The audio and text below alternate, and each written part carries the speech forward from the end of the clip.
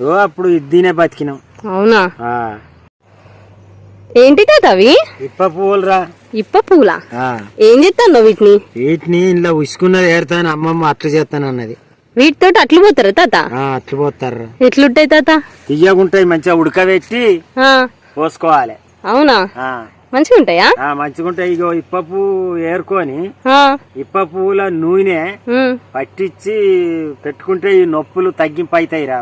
ఏవి? కీళ్ళ నొప్పులా? కీళ్ళ నొప్పులు తగ్గింపు అవుతాయా? తగ్గింపు అవుతాయి. అవును. ఇంకా మీరు వీటితో ఏం చేసుకుని తినే తాత? ఇక అప్పుడు కుడుములు చేసుకునేది. కుడుములు అంటే మంచిగా ఇది అది జొన్నల పిండి ఇది రుద్ది ఉడకబెట్టి రుద్ది కుడుములు చేసుకొని తినేది. అప్పుడు ఇద్దీనే బతికినాం. అవునా? మంచిగా ఉంటాయా తాత? మంచిగా ఉంటాయి రా. బెల్లం వేయకుంటాయి, ఇవే తీయగుంటాయి. పువ్వు తీయగుంటది? ఇప్ప పువ్వు తీయగుంటది. అవునా? ఇప్పుడు ఒకటి తిని చూస్తావా? అద్దు నాకు, నువ్వు తిను.